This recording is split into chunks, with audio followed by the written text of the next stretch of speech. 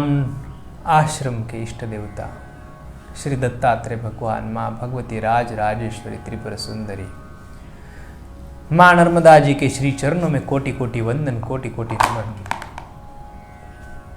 हम आने वाली देवशयनी एकादशी इस विषय पर हम जानना चाहते हैं। क्या है देवशयनी एकादशी? शांताकारं भुजगशयनं पद्मनाभं सुरेशं विश्वाधारं गगनसदृशं मेघवर्णं शुभांगं। ऐसे भगवान विष्णु देवशयनी एकादशी के दिन विश्राम के लिए चले जाते हैं लंबे समय तक। क्या है ये? राजा बलि इस धरती पर भगवान की भक्ति करते करते बहुत ही आगे बढ़ गए थे और भगवान से वरदान भी इतने प्राप्त कर चुके थे कि तीनों लोक के ऊपर उनका आधिपत्य था। और इनके आधिपत्य के कारण अन्य देवी देवता इंद्र समेत उन्होंने भगवान विष्णु जी के पास गुहार लगा दी। और ऐसे कई दिन बीतते गए। फिर भगवान विष्णु ने इतने सारे वरदान तो उनको दे चुके थे। अब इन वरदानों से सभी देवी देवता, इंद्र, तीनों लोग राजा बलि के आधिपत्य के नीचे रहना नहीं चाहते थे। फिर भगवान विष्णु ने वामन अवतार धारण कर लिया और राजा बलि के राज्य में आ गए। भिक्षा मांगते मांगते राजा के पास चले आए और राजा से भिक्षा मांग ली। राजा बलि ने वचन दे दिया उनको, आप जो मांगेंगे वो हम आपको दे दिया। राजा बलि ने शब्द दिया था और भगवान ने मांग लिया कि मुझे बस केवल 3 पग धरती चाहिए। राजा बलि ने सोचा 3 पग जो होते, 3 पग उतनी धरती तो उनको दे देंगे, कोई दिक्कत नहीं। परंतु 2 पग में ही भगवान विष्णु ने जो वामन अवतार धारण किया था उस अवतार में उन्होंने 2 पग में धरती और आकाश नाप लिया था। और अब तीसरा पग रखने का समय आ गया था।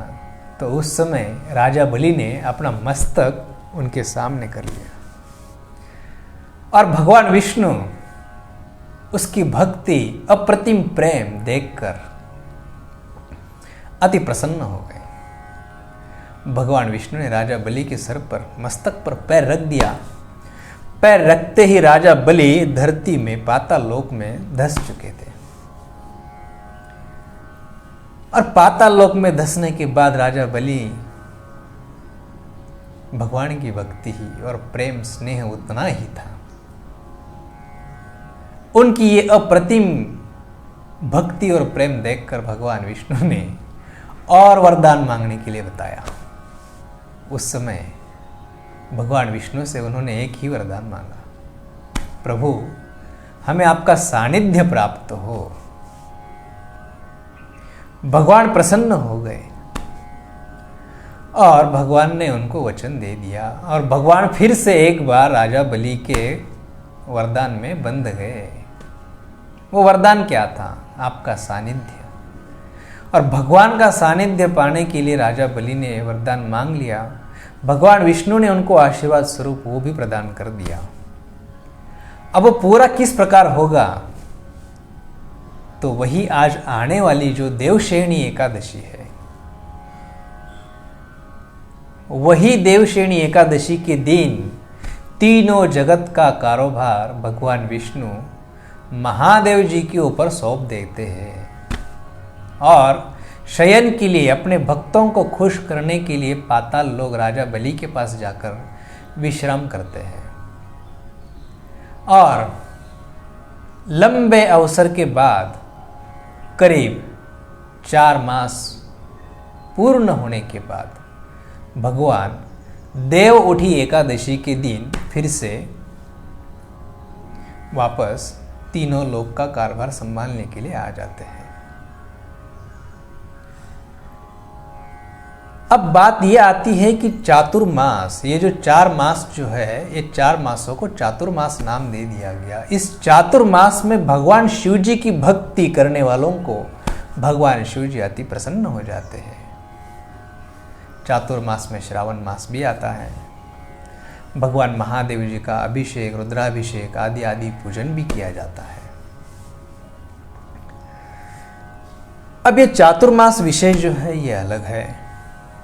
और भगवान विष्णु जी जिस समय शयन काल में होते हैं उस समय शुभ कार्य, शुभ मंगल कार्यों में क्या विशेषकर शादी विवाह, ग्रह की वास्तु शांति, मुंडन, जनेऊ आदि जो मंगल कार्य होते हैं वो विशेष खास कर नहीं किए जाते। अब कईयों के प्रश्न होंगे कि क्यों नहीं किए जाते?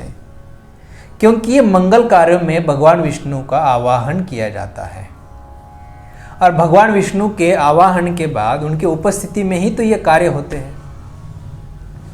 जब उनके कार्यों में भगवान की उपस्थिति होना आवश्यक है और भगवान ही नहीं तो वो मंगल कार्य का फल प्राप्ति उनको पूर्ण रूप से नहीं होती, जिसके कारण इस चातुर्मास के दौरान ये नहीं किया जाता। तो फिर इस चातुर्मास में क्या किया जाए? इस चातुर्मास में भगवान की भक्ति, महादेव जी की भक्ति, मां नर्मदा जी के किनारे पे चातुर्मास जो है परिक्रमावासी एक स्थान पर रहकर साधना करते हैं, महादेव जी की भक्ति करते हैं और निश्चित स्वरूप उनकी परिक्रमा सफल हो जाती है। ताकि ये चातुर्मास जो होता है, इस चातुर्मास में भगवान महादेव मां नर्मदा जी के हर कंकर में शंकर है और वहाँ उनके किनारे पे मां नर्मदा जी भगवान महादेव जी के सानिध्य में वो साधना निश्चित रूप से फल प्राप्ति मिलेगी। तो विशेषकर ऐसे ठराविक समय होता है कौन सा कार्य किस समय किया जाए, किसकी फल प्राप्ति होगी, कैसे होगी, क्या होगी, पूर्ण रूप से कैसे प्राप्त होगी। अभी आजकल के लोग चातुर्मास में विवाह भी कर लेते हैं, वास्तु शांति भी कर लेते हैं और भी ऐसे कई सारे कार्य कर लेते हैं। तो उसका फल स्वरूप उनको मिल ही जाता है। मनुष्य जन्म जो है ये कर्म संचित जो है उसी लिए है और इस कार्य के लिए ही आषाढ़ मास की जो पूर्णमासी आती है वो पूर्णमासी व्यास पूर्णिमा त्रिविध तापों से हमें मुक्ति देने वाली होती है। अब एकादशी हमें व्यास पूर्णिमा तक ले आई और देवश्रेणी एकादशी के बाद 4-5 दिनों में व्यास पूर्णिमा आ ही जाती है।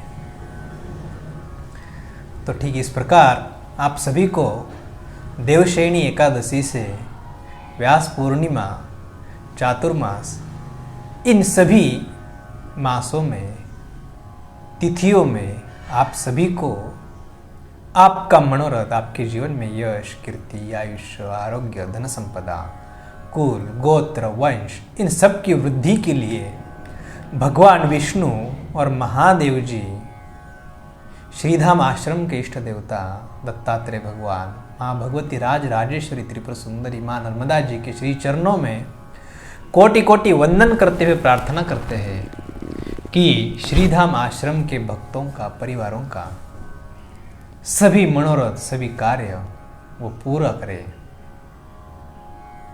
जय गुरुदेव, जय गुरुदेव।